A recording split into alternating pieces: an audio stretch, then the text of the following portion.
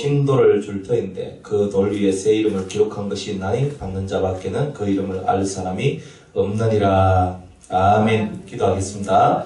성령께서 우리와 함께 하시고 오늘도 우리의 이 성경 사관학교의 공부를 축복하옵소서. 주님의 말씀을 연구하고 가까이 할 때에 주의 성령께서 함께 하셔서 예수님 닮은 우리가 될 수 있도록 다시 한 번 더 우리를 회개시키고 변화할 수 있도록 오늘 이 시간 은혜를 허락하여 주시옵소서. 우리와 함께 하시기를 원하며 예수님의 이름으로 기도드리옵나이다. 아멘. 오늘은 이기는 자에게 주시는 하나님의 축복, 이제 그 마지막 이제 시간입니다. 하나님께서는 이기는 자에게 어떤 복을 주시는가? 결국은 인생은 뭐냐? 싸움이라는 거죠.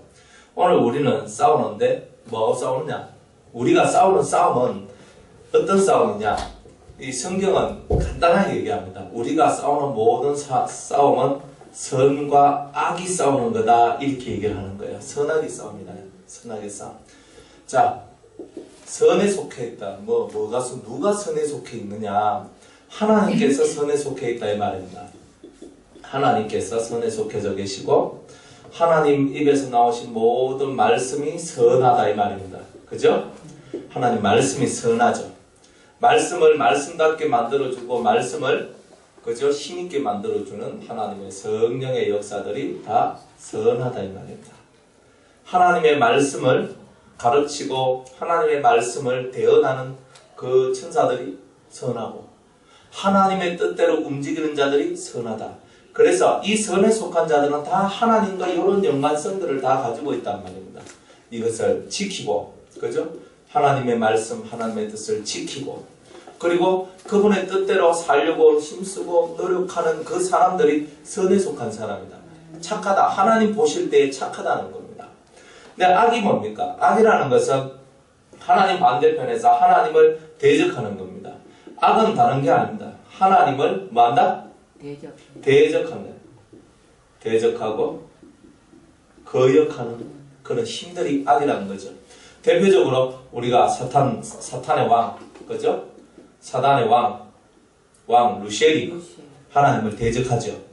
또 그 밑에 있는 많은 그런 마귀들과 귀신들이 하나님을 대적합니다.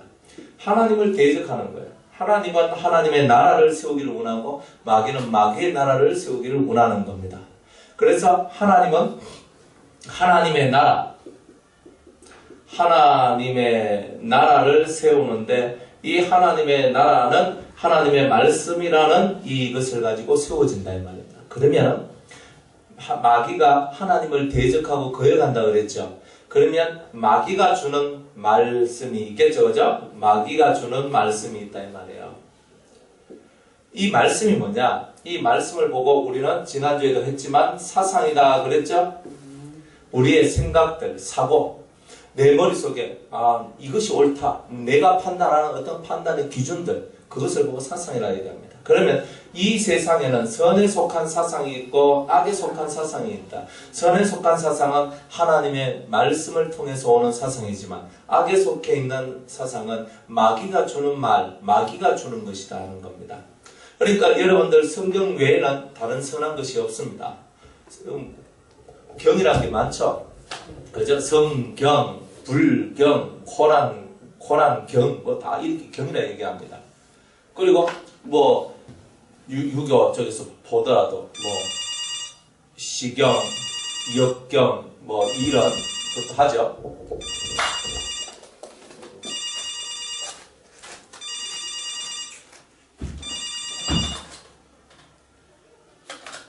그래서 경이란 말은 보통 책에는 그런 말이 쓰이지 않습니다. 아주 중요한 책이다. 그런데 세상 사람들도 성경을 본받아가지고 경 그러지만 진짜 경이 없는 거예요. 모든 사람들이 우러러 볼만한 진정한 책, 모든 사람들을 구원받을 수 있도록 만들어주는 것은 오직 하나님의 말씀밖에 없습니다. 성경밖에 없다는 거죠. 그래서 우리는 성경을 통하여서 하나님을 보고 배우는 겁니다. 하나님을 느끼고 하나님을 체험하는 겁니다. 그런데 이 악에 속한 세상은 성경이 아닌 다른 것을 통하여서 뭔가를 느끼고 뭔가를 깨우치고 뭔가를 발견한다, 이 말입니다. 뭔가를 깨우치고 뭔가를 발견하는 건 똑같지만 선에 속한 자들은 하나님을 발견하고 예수님을 발견하지만 악에 속한 자들은 뭘 발견하냐? 내가 무엇인지 할 수 있다. 내가 하나님이 되는 그것을 발견하게 됩니다.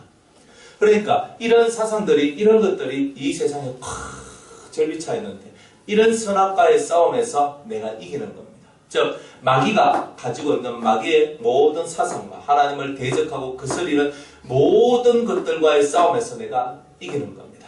여러분들도 마음속에서 선악의 싸움이 있죠. 옳고 그름에 대한 싸움도 있고 이것은 내가 해야 된다, 이것은 하면 안 된다 부터 시작해서 내 마음속에서 수없는 전쟁이, 싸움들이 있게 된다는 겁니다. 선악의 싸움입니다. 근데 선악의 싸움에서 가장 중요한 것은 하나님의 말씀입니다. 율법. 하나님의 법이 정확하게 속에 있는 사람은 절대 악에게 지지 않습니다. 악에게 지는 이유는 하나님의 법, 하나님의 말씀이 정확하게 이 심령 속에 새겨져 있지 않기 때문에 우리가 싸움에서 지는 거예요. 실패하고 낙망하고 넘어지고 결국 그런 일들이 나오는 겁니다. 그러면 우리는 다시 어디로 돌아가야 되는가? 하나님의 말씀 앞으로 돌아가야 되는 거예요. 왜? 하나님의 말씀을 보면은 하나님이 보이고 예수님이 보이고 성령의 역사가 있고 그러면서 내가 누구인지가 보여지기 때문입니다. 사람들은 내가 누구인지를 모른다는 거죠. 내가 어떤 사람인지, 내가 누구인지도 모르는 상황 속에서 그냥 마냥 살아가고 있는 겁니다. 내가 나를 보면 내한테 이런 약점이 있구나, 내한테 이런 부족함이 있구나, 내한테는 이런 악이 있구나, 이런 것이 발견되어져야 그것을 벗어버릴 수가 있는 거예요. 여러분들 옷이 지금 새까맣게 더러워졌어요. 제가 흰 와이셔츠를 입고 있는데 이것이 여기 검은 점이 팍 묻어 있고 이러면 제가 이것을 못 입죠. 만약 이 보도마크가 이 검은 점이 팍 묻었다 생각해 보세요. 그러면 여러분들 생각할 때 아이고 목사님 저 검은 거 있는데 아이고 저 힘든데 여기도 보기 싫은데 저거 말고 다른 거 입고 오지? 이런 생각 안 하겠어요? 만약 내가 여기에 뭔가 검은 점이 찍혀 있는데 그것을 내가 못 봤으니까 이래 와가지고 아이고 여러분 하면서 이렇게 얘기하고 하는데 내가 여기에 뭔가 묻어있던 것을 봤으면 이 옷을 절대 입고 나오지 않는다는 거예요. 사람들이 자기를 보고 자기 속에 검은 점이 있다는 것을 보면 이걸 내가 바꿔야 되겠다 이렇게 생각하지만 그것을 보지 못하면 바꿀 생각을 하지도 못한다는 거예요. 그래서 이 선과 악이라는 이 싸움은 결국은 하나님을 향해 가다 보면 자기가 보이는데 자기를 보면서 자기 속에 있는 악, 자기 속에 있는 죄, 자기 속에 있는 모질함, 부족함, 연약함 이런 것들이 다 보여지게 되는 것입니다. 그러면서 하나님 외에는 예수님 외에는 나를 구원할 수 있는 분이 없다 하는 것을 깨닫게 되고 철저하게 자기를 낮아지고 회개하는 삶을 살게 되는 것 그게 바로 선에 속한 자의 모습입니다.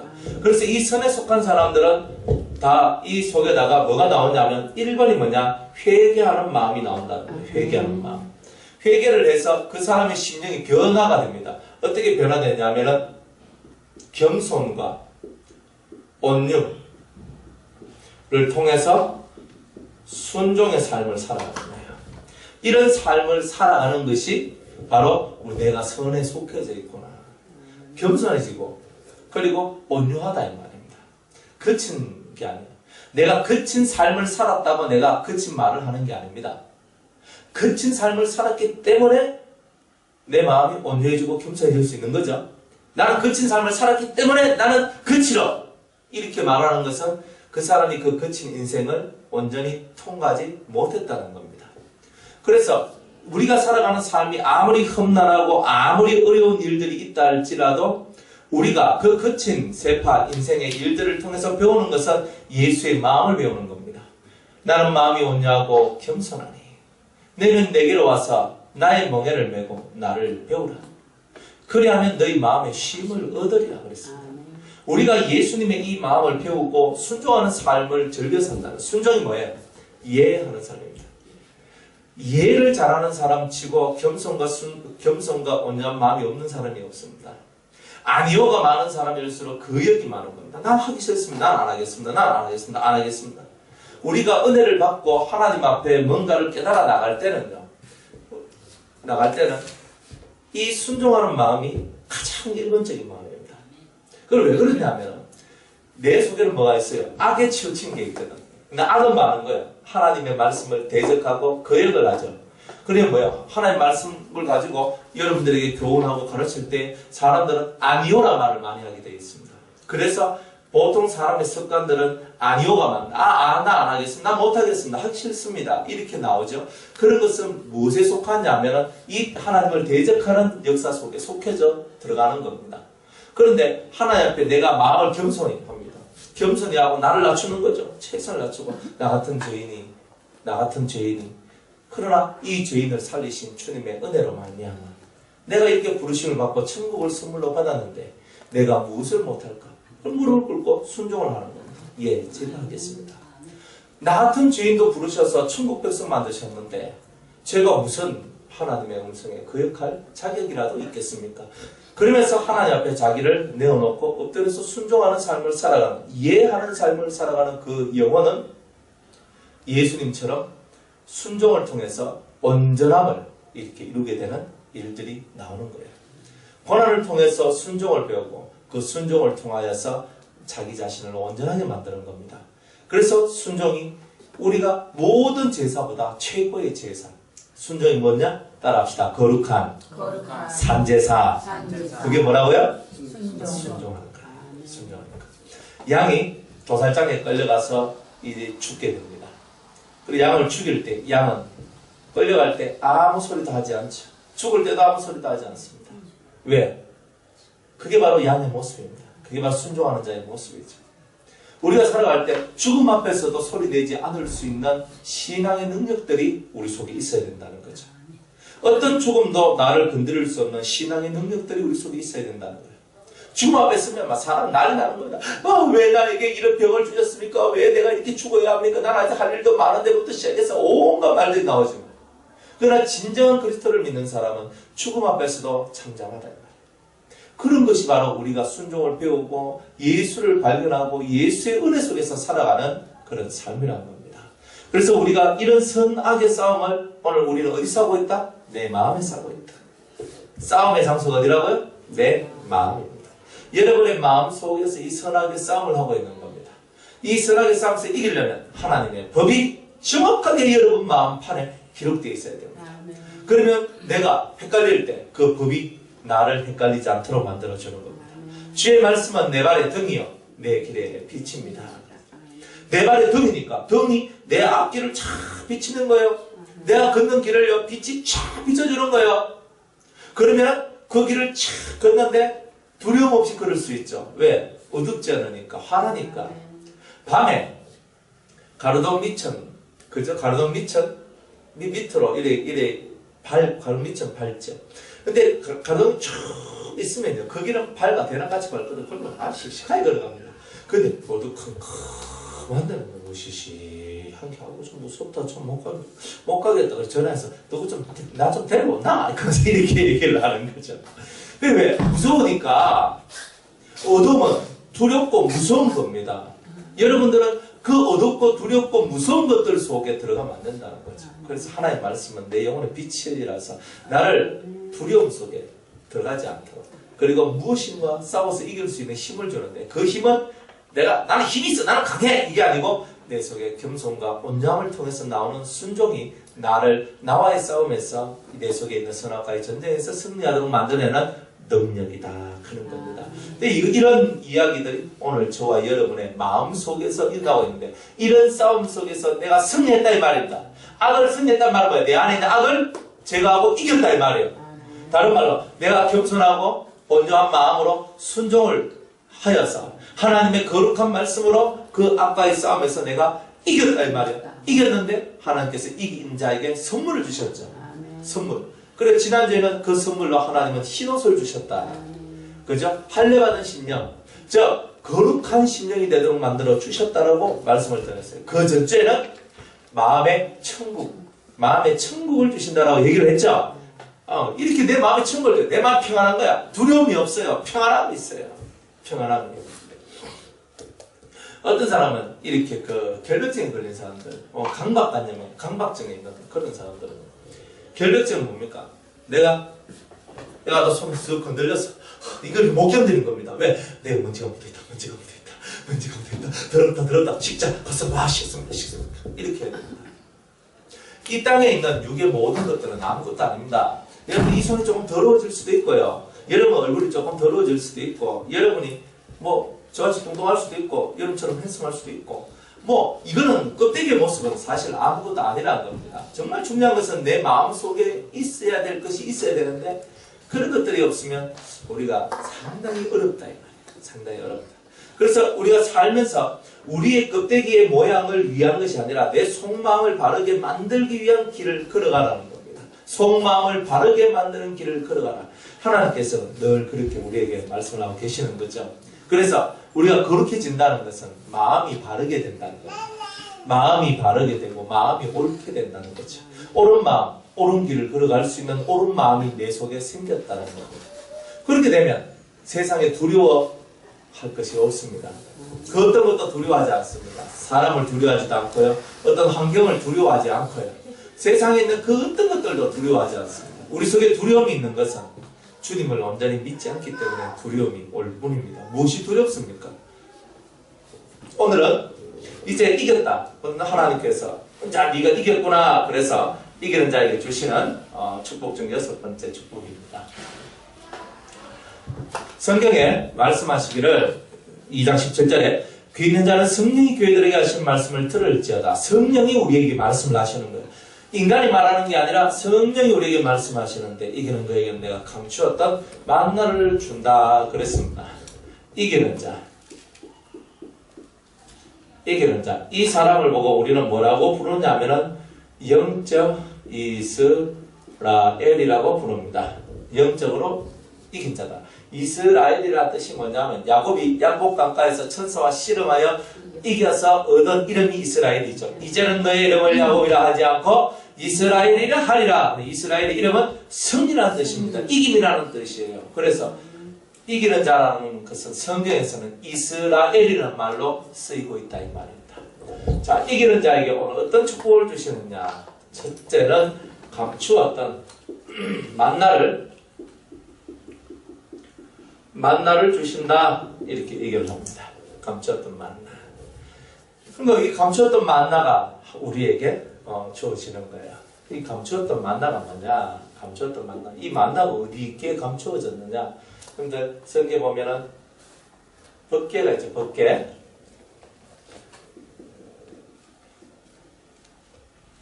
법궤가 있습니다. 이 법궤가 성막 속에 있을 때 법궤 앞에는 십계명 두 돌판과 아론의 쌍난 지팡이를 이렇게 놔둡니다.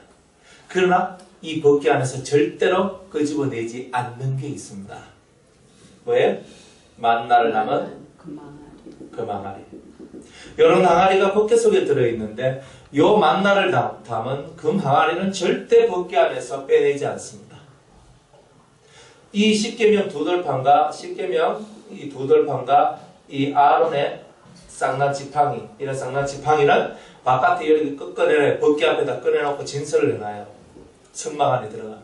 그런데 유독하게 하나 만나를 담은 금 항아리만큼은 빼내지 않고 이 법궤 속에다가 딱 감추어 놓았다 이 말입니다. 그럼 이 감추었던 만나라는 말이 무슨 말이냐? 첫 번째로는 이것은 우리의 생명을 나의 생명을 감추어 놓으신다는 뜻을 가지고 있다. 자, 이 말이 무슨 말이냐? 내 안에 나의 생명을 가지고 있으면 마귀가 와서 내 생명을 빼앗아 갈 수 있는데 하나님께서 그리스도께서 재림하실 때까지 이 법궤는 하나님을 상징하는 하나님께서 이 하나님 자신 안에 나의 생명을 감춰놓고 마귀가 절대로 빼앗아 가지 못하도록 내 생명을 보호해 주신다 하는 뜻이 이 안에 담겨져 있는 거예요. 이 안에. 그래서 골로새서 3장 3절 말씀 한번 찾아보겠습니다.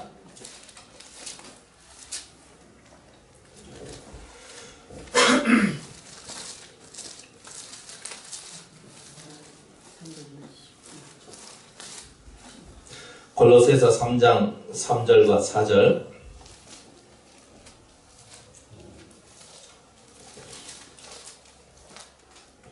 이는 너희가 죽었고 너희 생명이 그리스도와 함께 누구 안에? 하나님 안에 감추었음이니라. 그래서 하나님께 감추어졌죠?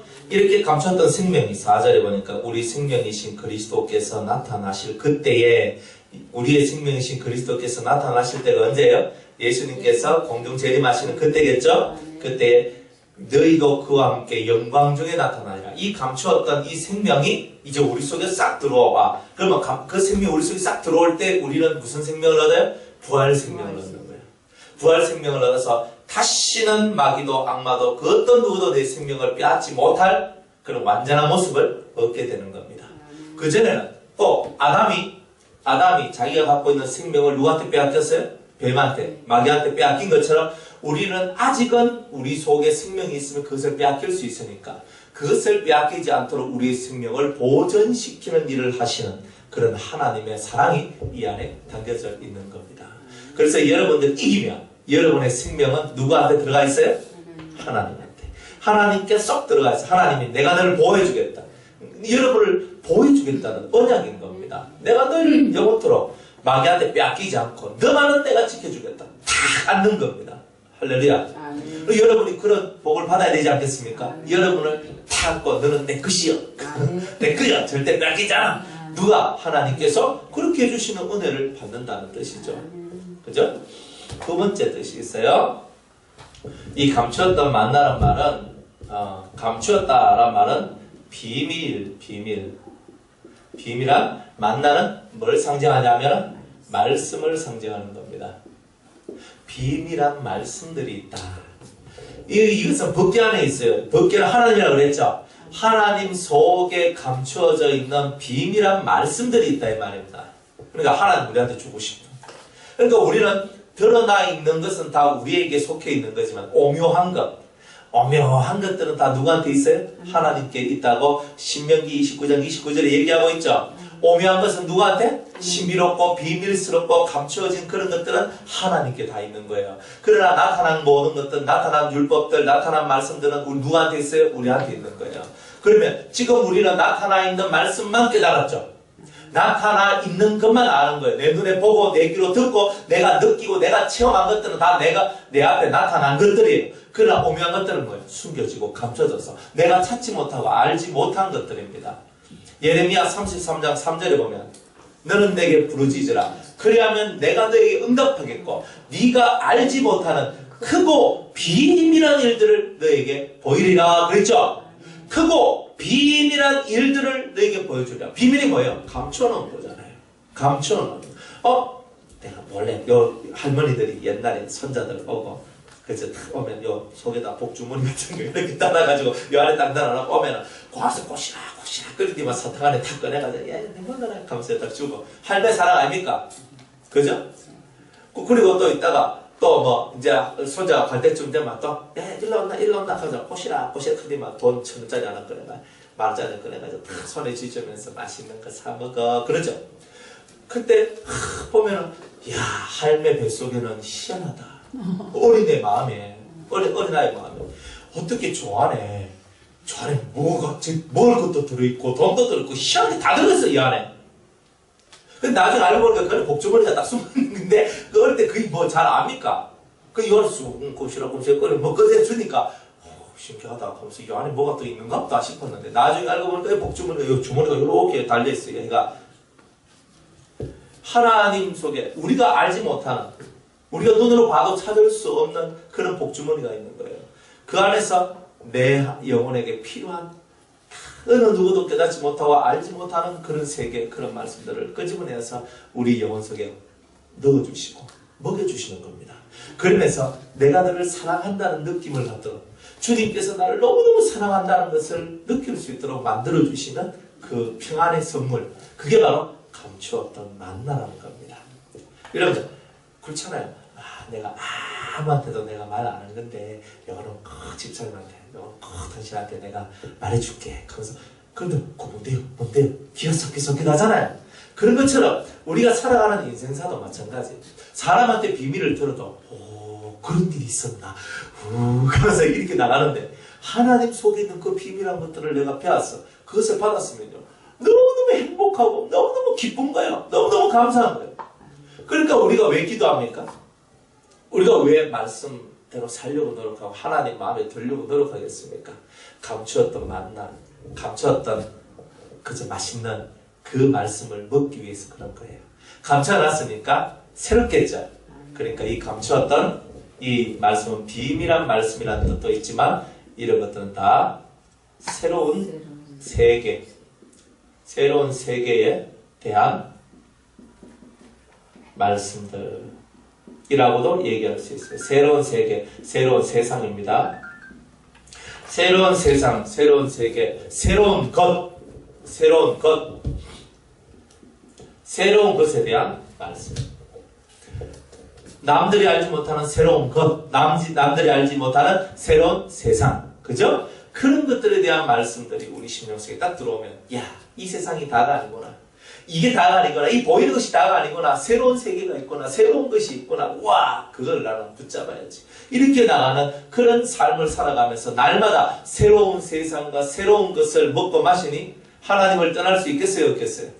매일매일 내게 하나님으로부터 그런 은혜가 공급되어지니까 하나님을 떠나고 싶어도 떠날 수가 없는 거예요. 왜? 그 맛이 너무 좋으니까. 어떤 요리집에 가니까 매일매일 새로운 요리로 나를 기쁘게 해줘요. 똑같은 거 먹으면 질리잖아요. 그런데 새로운 것을 먹어. 오늘 이거 하니까 야 내일 보니까 또 다 다른 맛이야. 그 다음날 또 다른 거 나오고 또 다른 거. 그러면 이 마음속에 뭐가 생깁니까? 그 다음날은 뭐가 나오고 오늘 뭐 맛있는 거 먹고 나서 내일 뭐가 나올지 기대가 되는 거예요. 똑같아. 하나님의 나라는요 우리로 하여금 기대하게 만드는 거예요. 그래서 하나님 어제도 그렇게 맛있는 만나를 주셨는데 감추었던 만나를 주셨는데 오늘은 또 어떤 것을 주실랍니까? 주님 나에게 하나님 당신 속에 감추었던 그 아름다운 비밀들을 제게 가르쳐 주시옵소서. 새로운 세상에 관하여 새로운 것들에 관하여 하나님에 관한 것들에 대하여서 저에게 가르쳐 주시옵소서. 그러면서 하나님 앞에 무릎을 꿇고 더 많은 기도, 더 하나님께 집중하며 더 하나님을 바라보는 그런 심령의 소유자가 되는 것, 그게 바로 감추었던 만나를 주신다는 축복의 메시지다 이 말입니다. 이런 것들이 우리 속에 들어온다면 얼마나 행복하겠어요? 이게 없으면 맨날 중탕, 3탕, 4탕, 5탕 뼈도 4-5번 우려 먹으니까 더 이상 우려 먹을 게 없더라고. 그렇잖아요. 뼈다귀, 하나님 말씀은 그런 뼈다귀가 아닙니다. 소뼈다구가 아닙니다. 하나님 말씀은 우려 먹어도 계속 신선한 것이 나올 수 있는 게 말씀입니다. 그것이 하나님 속에 있다 이 말입니다. 그러니까 하나님을 기쁘시게 하는 사람은 영원히 우려 먹어도 신선한 진정한 뼈다귀 말씀 말씀 뼈다귀를 우리에게 주신다. 그죠? 공국 끓일 때만 말씀이 들어가는 게 아니라 말씀도 푹 까가 먹어야 진국이 되는 거예요. 그런 것들을 우리에게 매일매일 선물로 주시니 얼마나 감사합니까? 이런 은혜의 말씀들을 받아 승리하는 저와 여러분들, 또 기쁨을 얻는 여러분들 되시기를 주의 이름으로 축복합니다. 이게 감추었던 만나라는 뜻입니다. 두 번째로 오늘 17절에 보니까 이 감추었던 만나와 더불어서 또 뭘 주신다 그래요? 흰 돌을 주신다 그랬죠? 흰 돌을 주시는데 거기에 뭐가 쓰여져 있어요? 새 이름이 쓰여져 있다라고 얘기를 합니다. 17절 한번 읽어볼게요. 또 흰 돌을 줄 터인데 그 돌 위에 새 이름을 기록한 것이 있나니 받는 자밖에는 그 이름을 알 사람이 없느니라 그랬어요. 이기는 자, 영적 이스라엘, 이 사람을 보고 우리는 그리스도의 할례를 받은 사람이다. 또 그리스도의 신부다. 이렇게 얘기를 하는 거예요. 또 성경에는 왕같은 제사장이다. 이렇게 성경은 다양하게 표현을 하고 있는 겁니다. 이런 사람들에게 주님은 흰 돌을 주신다 그랬어요. 흰 돌이라 하는 말이 무슨 뜻이냐? 흰 돌. 희다 하는 말은 뭐예요? 깨끗하다. 희다 하는 말은 깨끗하다. 순결하다. 그죠? 거룩하다. 이런 뜻이죠. 희다. 돌은 뭐예요? 돌은 성경에 보니까 예수님을 상징하는 거예요. 그죠? 예수. 그러니까 이 예수님은 돌로 상징하는데 무슨 돌? 예수님은 산돌이시여. 또 반석이시여.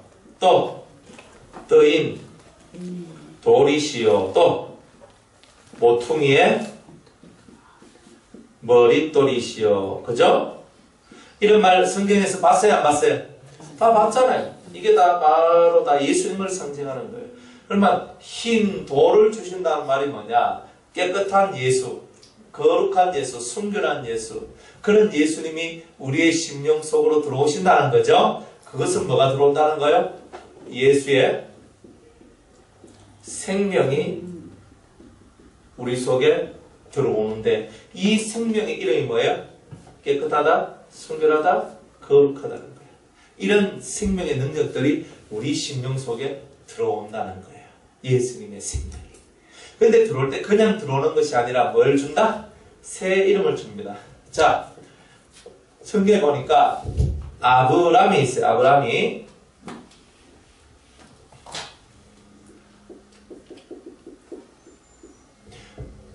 아브람이라는 사람이 있었는데, 이 사람이 75세 때 하나님 앞에 부르심을 입었습니다. 그러다가 99세가 되니 이 사람의 이름이 아브라함이 되는 거예요. 아브라함이 되는 거. 그래서 아브라함은 무슨 뜻이냐면은 존귀의 아버지 하는 뜻입니다. 존귀한 아버지. 아브라함은 뭐예요? 열국의 아버지. 이런 뜻입니다. 그러니까 존귀한 아버지에서 열국의 아버지로 바뀌었어요. 근데 이름이 바뀐 거죠. 야곱도 원래 야곱이라는 이름이 뭘로 바뀌었어요? 이스라엘이라는 이름으로 바뀌었죠. 자꾸 이름이 바뀌어지죠? 성경 이름이 바뀌어지는 게 있죠. 그죠? 여러분이 잘 아는 베드로의 원래 이름은 뭐예요? 베드로. 시몬이죠. 시몬이죠. 그죠? 바요나 시몬아 그러죠? 요나의 아들, 다른 말로 요한의 아들 시몬아 이런 뜻입니다. 시몬인데 시몬이 뭐가 됐어요? 게바를 고친 베드로. 이런 건 새 이름이에요.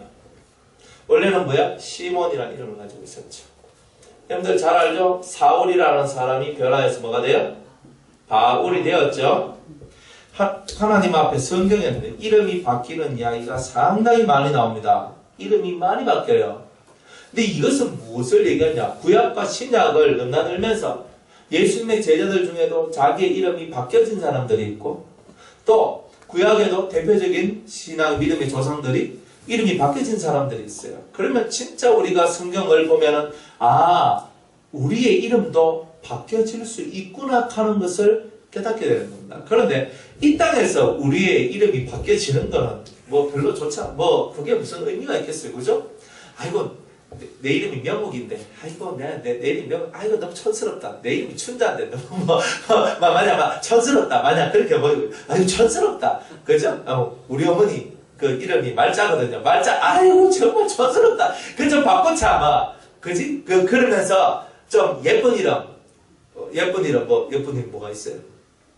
이름 중에 예? 아기? 아기다, 또, 예쁜 이름. 예? 희애, 이런 이름. 예쁜 이름이다. 그러면은, 아이고, 이렇게 날 말자, 천대익 하면서, 천선의 이름을 해놔. 나 좀 예쁜 이름 좀 지주지 하면서 사람들은 이렇게 얘기하지만, 이 땅의 이름은 내가 짓는 게 아니죠. 태어날 때 하나님께서 이미 내 이름을 정해놓은, 그러니까 이 땅의 이름들이 그렇게 정해져서 내려오는 거예요. 이 땅에 그냥 내려올 때에 그냥 우리 아버지나 어머니나 할아버지나 할머니가 아이고 이래 진짜 하면서 니는 강이라 켜라. 내가 애가 벌떡 일나가 나는 강 안 하네. 이렇게 했어요. 생각하니? 네? 했어요 안 했어요? 안 했죠? 내하고 쓰는 데 상관없이 부모님 우리 조상들이 지은 이름 그대로 가지고 나는 살아가는 거예요. 조상이 물려준 이름. 그러나 지금 우리가 받아야 될 이름은 조상이 물려준 이름이 아니라 하나님이 주시는 이름. 예수 그리스도께서 내게 주시는 새 이름이 있더라 이 말입니다. 그래서 제가 몇 년 전에 하나님 앞에 예배를 드리면서 기도를 하고 있는데 갑자기 제 속에서 어떤 이름 하나가 팍 올라오는 거예요. 뭐시라 하면서 팍 올라오는 거예요. 그래서 그 뒤에 따라오는 게 그 이름에 대한 해석이 딱 따라오는 거예요. 그래서 이게 뭐지? 그랬더니만 이게 나의 새 이름이었던 거예요. 그래서 아하 나는 제가 천국에서 혹은 천년왕국에서 불리워질 새 이름이 뭔지 저는 알고 있습니다. 저는 알고 있어요. 왜? 하나님이 저한테 주셨거든요. 성경 뭐라고 말합니까? 이렇게 얘기하죠. 받는 자 밖에는 그 이름을 알 사람이 없느니라. 받는 자밖에 모르죠. 그죠? 내 이름을 남한테 가르칠 필요 있어요, 없어요? 없어요. 나만의 비밀이야. 그거는 나의 비밀이거든. 내 영혼의 비밀이고. 그런데 이 새 이름이 뭐냐? 이 새 이름이라는 것은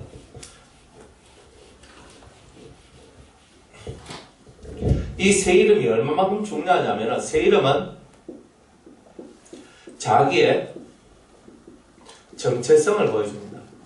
정체성이 뭐냐 하면 자기의 본질, 자기의 본질, 다른 말로 본 모습, 자기 속에 있는 진정한 나,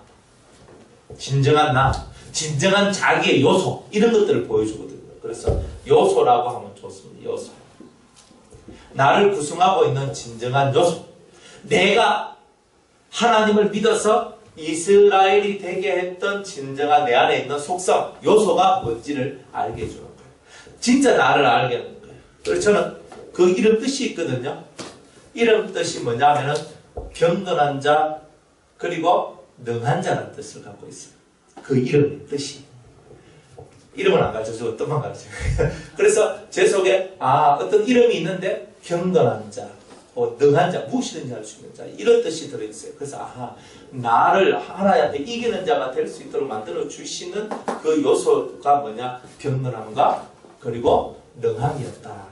그리고 무엇이든지 할 수 있는 그런 희망, 용기, 하나님 앞에 전력 질주하는 그런 마음을 통해서 불가능한 것도 가능하게 만들었던 그런 요소가 내 안에 있었는데 그게 진정한 나였구나. 이런 것들을 깨닫게 되는 거죠.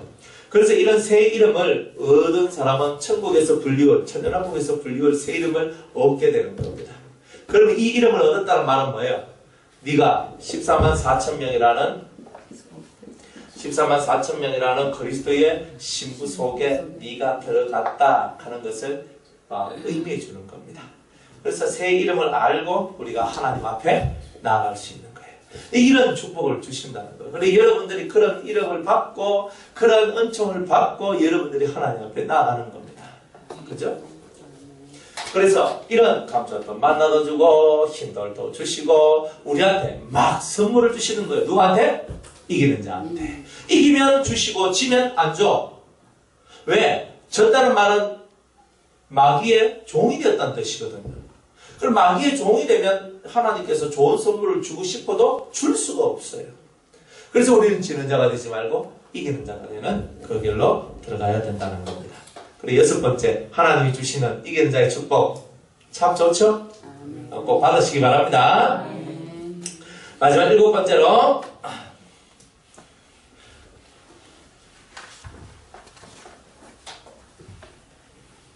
이기는 자에게 주시는 하나님의 그 축복이 있습니다. 자, 2장 11절 10절로부터 보겠습니다. 네가 장차 받을 고난을 두려워 말라. 볼지어다 마귀가 장차 너희 가운데서 몇 사람을 옥에 던져 시험을 받게 하리니 너희가 10일 동안 환난을 받으리라. 네가 죽도록 충성하라. 그리하면 내가 생명의 멸류관을 네게 주리라. 귀 있는 자는 성령이 교회들에게 하시는 말씀을 들을지어다. 아멘. 여기서 보면은 이기는 자는 둘째 사망의 해를 받지 아니하리라. 자, 따라합시다. 이기는 자는 둘째 사망의 해를 받지 아니하리라. 이제 마지막 이 서머나 교회입니다. 서머나 교회의 이긴 자들인데 요분들은 좀 특별한 사람들이에요. 요 사람들은 어떤 종류의 사람이냐면은 순교자들을 얘기를 합니다. 순교자들. 첫 번째 의미가 뭐냐면은 순교자. 교회 시대에 살면서 예수의 복음, 그죠? 예수의 복음으로 말미암아 순교당한 그런 영혼들 있죠. 우리나라에도 처음에 천주교가 들어올 때 5천 명이나 죽고, 일본에는 10,000명이, 8,000명인가 10,000명이 죽고, 뭐 중국에도 많이 죽었어요. 그러니까 각 나라마다 그리스도의 복음이 들어올 때에는 순교자가 생성돼요. 그 피부림 속에서 이 순교자가 만들어진 거예요. 그래서 이 순교자들이다 하는 뜻이 있습니다. 두 번째로는 이사야 62장 5절, 4절부터 시작해서 5절 이쪽으로 한번 보겠습니다. 찾아보겠습니다.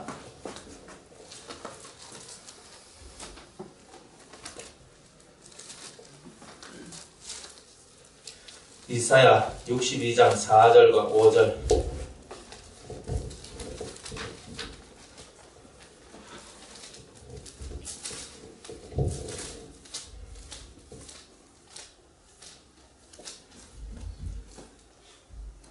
(61장) 62장이 아니고 61장입니다.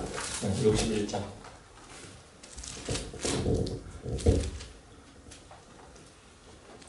다 찾으셨나요? 61장 4절 5절. 다시 한번 읽습니다. 그들은 오래 황폐했던 것을 다시 쌓을 것이며 예로부터 무너진 것을 다시 일으킬 것이며 황폐한 성읍은 대대로 무너져 있던 것들을 중수할 것이며 외인은 서서 너희 양떼를 칠 것이요 이방 사람은 너희 농부와 포도원치기가 될 것이나. 아멘. 자, 성경은 이렇게 얘기하는데 성경 속에서 5절 말씀에 보면 외인은 서서 너희 양떼를 칠 것이요 이방인은 너희 농부와 포도원지기가 될 것이다 이렇게 얘기했는데, 이 말씀이 뭐냐면은 7년 대환란 시대 때, 그죠? 대환란 시대 때에 이 사람들이 다들 사명자가 되어서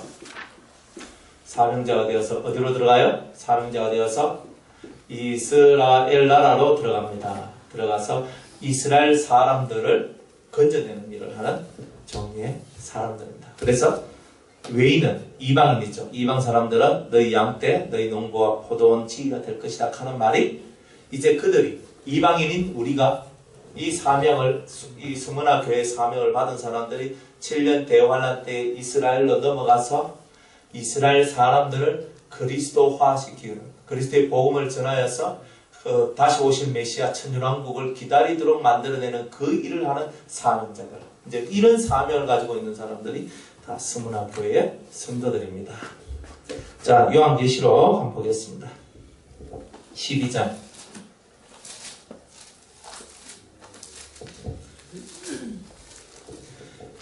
12장 17절. 계시록 12장 17절. 용이 여자에게 분노하여 돌아가서 그 여자의 남은 자손 곧 하나님의 계명을 지키며 예수의 증거를 가진 자들로 더불어 싸우려고 바다 모래 위에 섰더라. 아멘. 여기 보면 그 여자의 남은 자손이 있죠? 그 여자의 남은 자손과 싸우려고 마귀가 섰대요. 이 말이 무슨 말이냐면은, 이제 이 이스라엘은 7년 동안에 이 이스라엘, 영적 이스라엘이 아니고 육적 이스라엘입니다. 이 이스라엘은 어디에 들어가게 되냐면 도피성이 있어요. 이들을 도피해서 들어갈 수 있는 성이 있어요. 7년 대환란은 경제가 모두 마귀에게 복속되는 그런 때입니다. 그러니까 마귀하고 마귀의 그 길, 마귀의 줄기로 들어가지 않으려면 다 물질에 대한 모든 것을 비워야 돼요. 7년 대환란 때는. 그런데 이 이스라엘 사람들은요, 다들 돈에 환장한 사람들입니다. 왜냐하면 돈 없이는 디아스포라로 근 2000년 동안을 이 세상을 누비면서 살았어요. 1900년을 디아스포라로 그 사람들이 살았던 거예요. 많은 세월 동안에 나라를 잃고 1900년 동안 나라 없는 서름 속에서 그들 자신을 지탱해 줄 수 있는 것은 신앙도 있었지만 그들을 지탱할 수 있는 것은 돈이었던 거예요. 그래서 돈에 대한 애착이 대단히 강하고 경제에 대한 애착심은요, 말로 할 수가 없는 겁니다. 그래서 세계의 가장 큰 부자는 다 누구예요? 유대인들입니다.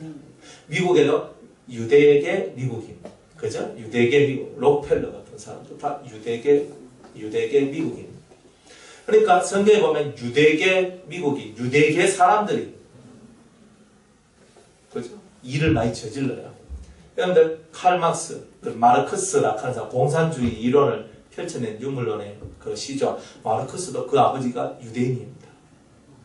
그러니까 유대인 속에서는 좋은 것도 나오지만 나쁜 것도 나오고 선악이 극명하게 갈려져요. 그래서 이 물질 세계가 온 세상이 다 물질 세계라고 말한 것도 유대인입니다. 그러니까 그런 유대의 피를 가지고 있는 사람들이 그만큼 물질에 대해서 아주 이렇게 자부심을 갖고 물질 세계를 추앙하고 바라보는 그런 사람들입니다. 그런데 예수의 복음을 듣고 들은 사람들이 이 이스라엘 사람들, 유대인들 중에서 우리가 이때까지 잘못 살았구나. 물질을 버리자. 그러면서 도피성이 와서 이 사명자들을 통하여서 예수 그리스도의 참된 복음을 듣고 신부가 될 준비를 하고 천년왕국을 맞이할 준비를 하게 되는 겁니다. 이제 이런 일들이 이제 마지막 때에 일어나게 되는데 이런 일을 하는 바로 사람들이 바로 스무나 교회 성도 사명자들이 그런 일들을 한다는 겁니다. 그래서 이러한 일들이 여러분들에게 있는 거예요. 이거 하나 세 세트로 다 하면 시간도 많이 걸리고 간단하게 여러분들한테 이렇게 얘기를 말씀을 드리는 거예요. 그래서 순교자, 예수의 복음을 전하다가 목배임을 당한 자들, 그리고 이런 7년 대환란 때 사명자가 돼서 이스라엘 나라로 건너가서 이스라엘 사람, 본토 사람들에게 복음을 전파하고 그들을 도피성에서 양육하면서 예수 그리스도의 재림을 기다리도록 만들어내는 겁니다. 다른 말로 이삭죽기 될 수 있도록 만들어내는 그런 성도가 이렇게 도피성에 들어가 있고 또 천년왕국을 소망하며 그 천년왕국에 들어가는 그리스도의 나라에 들어가기를 소망하는 자들이 만들어내는 바로 그런 곳이 바로 도피성이라는 곳, 이스라엘 나라에 있습니다. 아무도 찾지 못하는 하나님께서 숨겨놓은 장소가 있어요. 그런 장소에서 영적으로 양육을 받는 바로 그런 일들이 있다. 예. 이런 일들을 하는 사람을 보고 또 성경에는 두 증인이라고도 얘기를 합니다. 두 증인은 사람이 아닙니다. 사람이 아니라 그러한 일을 하는 교회, 그런 일을 하는 어떤 그런 영적인 흐름들입니다. 영적인 요소들, 그런 요소들이 우리 속에 있는 거예요. 그런 두 증인적인 요소가 이 스무나 교회에 들어가 있는 겁니다. 자, 이런 사람들은 과연 어떤 복을 받겠는가? 순교하고 사명을 가지며 정말 목숨을 내어놓고 주를 위해 충성했다 이 말입니다. 그랬더니 요한계시록 우리가 2장에 보니까 10절에 보니까 죽도록 충성하라 그리하면 네게 생명의 멸류관을 주리라 그랬죠. 예수 생명의 멸류관을 여러분들에게 준다는 겁니다. 그러니까 우리가 생명의 멸류관을 받기 위하여서 우리는 정말 힘쓰고 노력해야 됩니다. 자, 목숨을 내어놓고 주를 위해 살고 주를 위해 충성하는 자들 다 되시기 바랍니다. 자, 그리고 난 다음에 11절에 보니까 따라합시다. 이기는 자는 둘째 사망에 해를 받지 아니하리라. 자, 둘째 사망의 해라는 것이 있다 이 말입니다. 무슨 사망의 해? 둘째 사망. 자, 둘째 사망이라고 그랬어요. 둘째 사망. 참 이런 말이 성경에 나옵니다. 그러면은 둘째 사망이 있으면 또 뭐가 있겠어요? 첫 번째. 그렇죠. 첫째 사망이 있죠. 첫째 사망. 첫째 사망은 뭐냐면은 목숨이 끊어지는 겁니다. 목에 숨이 끊어진다. 그리고 첫째 사망. 한 번 정한 것은 한 번 죽는 것은 정한 것이요. 그렇죠. 정한 것이 뭡니까? 나나 너나 다 죽어요. 여기 있는 사람 다 죽는단 말입니다. 그죠? 그죠? 제가 나보다 연세가 많으신 분들은 제가 조상 치르고 나보다 나이가 어린 사람은 내가 죽으면 나 조상 치르고 이래 해줘야 되는 기라. 지금은 뭐 어떻게 할 수 없잖아요. 그죠? 그러니까 이게 뭐냐? 첫째 사망은 누구에게든지 간에 다 오는 게 첫째 사망이다.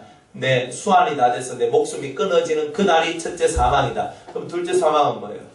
둘째 사망. 자, 요한계시록 20장을 봅니다.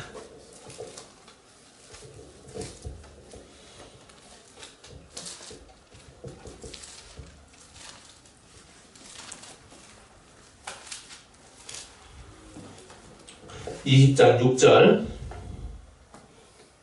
계시록 20장 6절. 예. 이 첫째 부활에 참여하는 자들은 복이 있고 거룩하도다. 둘째 사망이 그들을 다스리는 권세가 없고 도리어 그들이 하나님과 그리스도의 제사장이 되어 천년 동안 그리스도로 더불어 왕노릇하리라 그랬죠. 14절 봅니다. 14절. 자, 사망과 음부도 불못에 던지오니 이것은 둘째 사망 곧 불못이라. 아, 둘째 사망이 뭐다? 불못이래. 불못. 불못. 불못이 뭐예요? 다른 말로 지옥이 지옥. 자, 둘째 사망의 해가 여러분들한테 오지 않는다는 말이 무슨 말이다? 불못. 지옥에 떨어지지 아니한단 말이겠죠. 그런데 그것뿐만이 아닙니다. 지옥에서 올라오는 지옥의 권세들이 있어요. 성경은 이걸 보고 음부의 권세란 말로 이렇게 얘기를 합니다. 지옥의 권세들이 있습니다. 자, 먼저 성경 마태복음 16장을 찾아볼게요.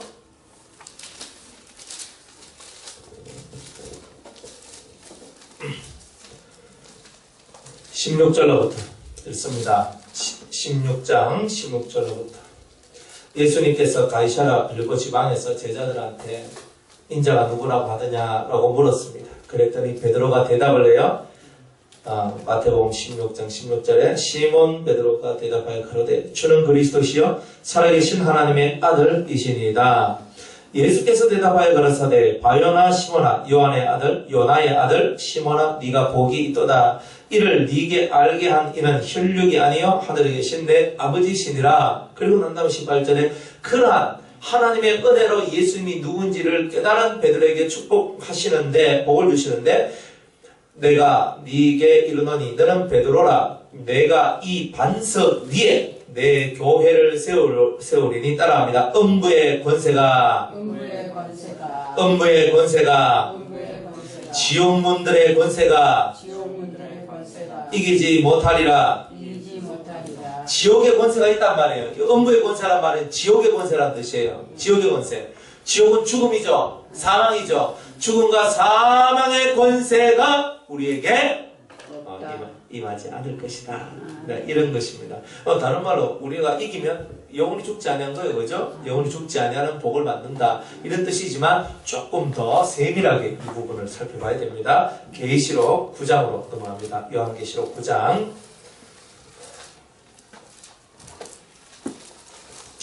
계시록 9장 1절로부터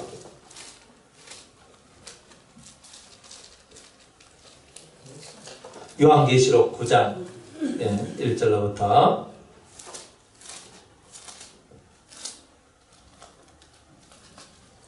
다섯째 천사가 나팔을 불매 내가 보니 하늘에서 땅에 떨어진 별 하나가 있는데 별은 사역자, 말씀을 전하는 자인데 땅에 떨어진 별이니까 요거는 타락한 천사를 얘기합니다. 타락한 천사 중 하나가 저가 무저갱의 열쇠를 받았습니다. 저가 무저갱을 여니, 무저갱이 뭐예요? 삼청 지옥이죠. 지옥을 여니 이런 뜻이에요. 지옥을 여니 그 구멍에서 큰 풀무의 연기가 올라오매 풀무의 연기가 뭐냐면은 용광로, 쉽게 따지면 우리로 말하면 용광로에서 나오는 그런 그 연기다 이 말입니다. 시커먼 연기들이 올라오는 거예요. 연기가 올라오매 해와 공기가 그 구멍의 연기로 인하여 어두워지더라. 어두워진단 말은 시커먼 연기가 올라오니까 그 해와 공기를 다 이렇게 해가 해의 역할을 하지 못하고 공기가 공기의 역할을 하지 못하도록 만들어놨다 그랬죠. 자, 둘째 사망의 해라는 것이 뭐냐? 둘째 사망의 해는 다른 것이 아닙니다. 둘째 사망의 해라는 것은 지옥의 권세인데 지옥으로부터 올라오는 권세가 있어요. 지옥의 권세가. 그 권세가 뭐냐? 오늘 성경에 보니까 시커먼 연기가, 풀무의 연기가 올라오듯이 우리 속에 올라오는 시커먼 연기가 있는데 그걸 보고 우리는 흑무, 검은 연기다 이렇게 얘기합니다. 이걸 보고 또 다른 말로 흑암이다 이렇게 얘기를 합니다. 시커먼 연기가 올라와서 해와 공기를 어둡게 한다 그랬죠. 자, 해는 뭘 상징합니까? 해는 진리를 상징하는 거예요. 공기는 뭐예요? 우리가 숨을 쉬도록 만들어주는 거죠. 이거는 성령의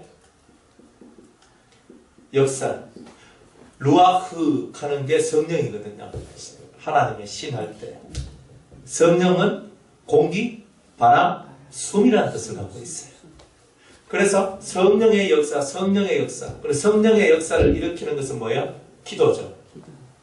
그러면 마지막 때가 되면 이 지옥의 권세, 이 지옥의 권세가 들어온 사람들은 진리가 사라지고 기도가 사라져서 성령의 역사가 없는 그런 날들이 온다는 겁니다. 난 무섭죠? 여러분들 기도하지 못하도록 방해를 하고 말씀의 은혜를 받지 못하도록 방해를 해서 여러분들이 지옥과 같이 시커먼 모습이 되도록 여러분들을 만들어낸다는 겁니다. 그게 음부의 권세예요. 지옥의 문이 열려서 올라오는 이 검은 연기를 통해서 우리가 당하는 저주 같은 그런 고통인데 그런 것들로부터 우리를 보호해 주시고 이기게 해 주신다는 거예요. 그러면 우리는 언제나 말씀으로 충만하고 진리로 충만하고 성령이 충만한 상태로 살아갈 수 있도록 만들어 준다는 거겠죠. 또 이거는 육으로도 드러납니다. 해가 침을 얻었다는 말이 무슨 말이냐면 해에는 세 가지 빛이 나오죠. 가시광선, 자외선, 적외선 세 가지 빛이 나오는데 우리 하늘에는 오존층이라는 것이 있습니다. 자외선을 걸러주는 일을 하거든요. 나쁜 빛을 걸러주는 일을 합니다. 그런데 오존층에 구멍이 나버려요. 그러면 자외선이 확 와가지고 우리가 그 자외선을 직접 딱 맞으면 무슨 일이 일어나요? 피부에 병이 생기죠. 암이 생기고 여러 가지 우리가 병이 생기는 일들이 나오는 겁니다. 그걸 죽는단 말이에요. 그래서 해가 침을 당했단 말은 자외선이 오존층이 뚫려져서 자외선이 우리 속에 직통으로 와가지고 사람이나 식물들이 잘 자라지 못하도록 성장하지 못하고 죽도록 만들어내고 병들게 만들어내는 그런 일들을 하더라. 공기가 침을 얻었다, 어두워졌다는 말이 뭐예요? 공기, 우리 시내 한복판에 가보세요. 숨쉬고 살계십니까? 진짜. 아이고, 제가 중국 북경에 갔는데 숨쉬고 못 살겠대요. 잘 이해가 안 가시면 북경 한번 가보면 됩니다. 안 가. 완전히 막 뿌예. 냄새를 나는데 막 숨도 못 쉬겠어. 지하철 들어왔는데 지하철을 완전 콩나물 씌우는데 우리나라 지하철은 진짜 좋은 겁니다. 그럼 막 낑낑거리면서 완전 막 이게 딱 붙어 있어. 완전. 그리고 날씨 더운 여름에는요 땀내가 그렇게 나잖아요. 사람 잡습니다. 그 사람들. 냄새 나죠. 이어 들어가 있어도 냄새 나고 저 들어가 있어도 냄새 나고. 그런데 더한 거 바깥에 나왔는데 막 시내가 막 부 냄새가 지독해. 잘 썼겠다. 그러니까 우리는 환경 규제라도 있죠. 중국 환경 규제가 없어요. 근데 오염이 그렇게 심해요. 그러니까 이 세상이 환경이 너무 오염되는데 그 중에 제일 위태로운 것은 공기죠. 공기는 우리하고 직접적으로 영향이 있는 거예요. 두 가지, 공기와 물. 그래서 공해로 말미암아 공기와 물이 오염을 당하죠. 그래서 우리가 쓰는 모든 물품들도 공기를 이롭게 하는 것과 그리고 물을 깨끗하게 할 수 있는 그런 물품들을 쓰는 게 좋다 이 말입니다. 환경 제품들을 좀 쓰는 게 좋아요. 그래야 우리가 이 세상을 보존시키는 일을 하는 겁니다.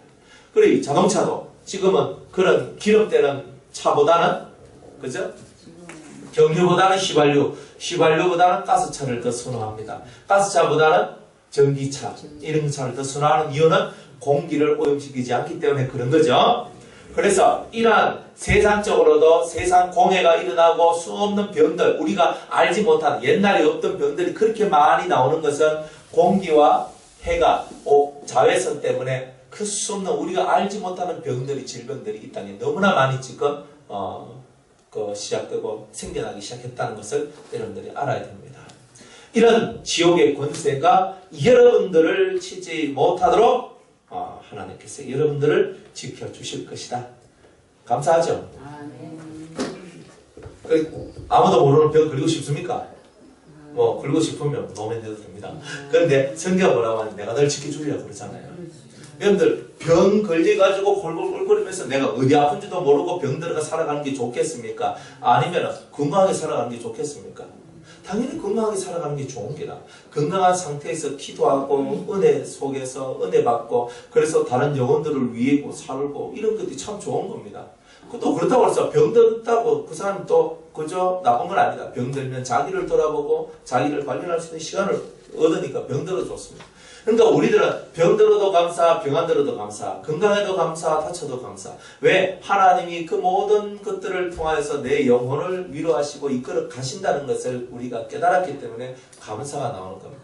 건강할 땐 감사하다가 건강하지 않으면 감사 안 한다. 그런데 그 사람은 하나님 앞에 진정한 은혜를 받은 것이 아니라는 거죠.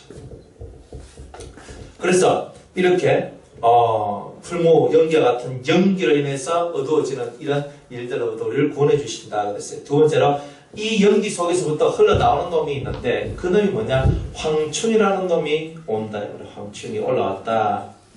황충이 뭐냐? 쉽게 말하면 메뚜기과에 있는 놈인데 그냥 메뚜기라고 보시면 됩니다. 메뚜기. 우리 다 메뚜기 하잖아요. 그죠? 밭에서 팅팅팅 뛰다니는 놈들이 있으면 떼, 홍걸레 뭐 하면서 얘기하지만 근데 다 치워버리고 그냥 뭐라 그래요? 메뚜기 하잖아요. 그냥 쉽게 메뚜기. 그래서 황충이 먹은 것은 너시 먹고 너시 먹은 것은 메뚜기가 먹고 하는데 다 그놈이 다 그놈들입니다. 얼굴만 조금씩 틀릴 뿐이지 다 그놈들이 그놈들이에요. 그래서 황충이 뭐냐? 쉽게 말하면 뭐다? 메뚜기다. 메뚜기 재앙인데 이놈들이 올라와. 그러면 이 메뚜기 같은 이런 재앙이 우리에게 올라오는데 이게 어디서 올라왔다? 시커먼 이 흙으로부터 지옥문으로부터 지옥권세로부터 이 황충이 올라왔다는 거예요. 이 황충이 뭐냐? 이 황충을 보고 우리는 과학이라고 얘기합니다. 이 과학이 올라와서 온 세상을 잠식한단 말입니다. 이 과학이 올라와서 세상에 여러 가지를 발전시켰습니다. 첫 번째, 세상에 학문이 발전되었는데 세 가지 학문이 발달되었어요. 과학 때문에. 첫 번째로는 무슨 학문? 컴퓨터 공학입니다.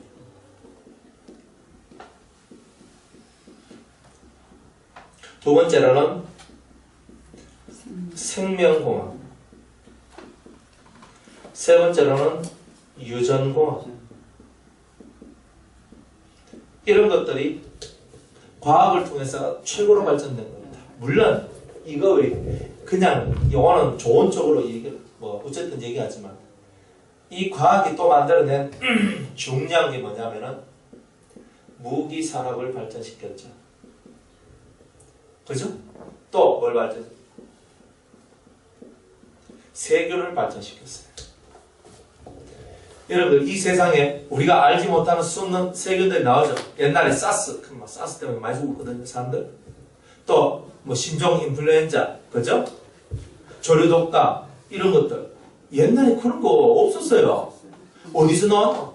우린 몰라. 누가 만드는지, 자연적으로 생겨났지. 누가 만드는지 몰라요. 세균이 세균. 과학이 발전되면서 우리가 모르는 세균들이 많이 나왔어요. 무기산업, 그죠? 핵폭탄, 원자탄, 수소폭탄, 중성자탄 나와서 지금 세계에 있는 핵폭탄이 터지면 지구를 7번 박살낼 수 있다 하네요. 그러니까 핵전쟁이 나면 우리 다 죽는 거예요. 다 죽는 거예요. 그래요. 살 수가 없어. 자, 이런 모든 것들이 나올 수 있도록 만들어낸 중요한 세 가지의 공학들이 있습니다. 컴퓨터 공학. 컴퓨터가 인공지능을 얻어서 세상을 지배하는 듯이 보이는 세상에 살고 있는 거예요. 인공지능 얻는 건 참 어렵지만 이 컴퓨터 공학을 통해서 많은 부분들이 세상이 발전됐죠. 자동차도 옛날 차가 아닙니다. 옛날에는 이 기계가 이 해가 있겠지만 지금은 자동차도 컴퓨터처럼 되어 있습니다. 자동차도 요즘 나온 자동차 안에 보면은 컴퓨터 시스템으로 다 되어 있어요. 다 그래 되어 있어요. 여러분들 컴퓨터 좀 녹음하는 것도 컴퓨터요. 정보를 찾는 것도 컴퓨터요. 숙제하는 것도 컴퓨터요. 그죠? 우리가 하는 모든 정보, 우리가 하는 모든 은행 일, 이 수없는 일들을 뭘로 하냐? 컴퓨터로 나가는 겁니다. 휴대폰 컴퓨터죠. 휴대폰 컴퓨터입니다. 휴대폰 가지고 수없는 일들을 하죠. 컴퓨터의 일입니다. 컴퓨터 공학이 발전됐기 때문에 그런 겁니다. 우리가 컴퓨터가 지금 이 시대에 컴퓨터가 없으면 사람이 못 살 것처럼 보이는 세상에 살고 있습니다. 두 번째 생명공학입니다. 어떻게 하면 사람 안 죽고 살 수 있는가? 어떤 병도 치료할 수 있는 방법을 만들어내죠. 그죠? 불로장생할 수 있는 방법이 있을까? 연구하는 겁니다. 사람의 마지막은 뭐예요? 죽음이잖아요. 그러니까 사람이 죽음이라는 것을 절대 못 넘어서니까 어떻게 하면 죽음을 넘어설 수 있을까? 이거를 끊임없이 그죠? 연구하는 거예요. 그래서 사람들이 지금 뭐까지 나왔어요? 목재인가. 목재인간까지 만들려고 지금 엄청난 노력을 하고 있죠. 그래가지고 우리가 말하는 그 세포를 복제해가지고 그것을 배양을 합니다. 배양을 해가지고 그것을 사람 몸속에다 집어넣으면 그 여자의 자궁 속에다가 그 세포를 집어넣으면 뭐가 되느냐면 복제인간이 되는 겁니다. 그러니까 출산은 해. 출산하도록 해요. 그렇게 해가지고 그 세포를 분열해가지고 배양을 시켜가지고 그것을 여자의 자궁 속에 딱 넣으면 착상이 되거든. 그래가지고 달달이 커. 예, 그래가 키워가지고 애를 놓도록 하는 거예요. 그게 복제인간입니다.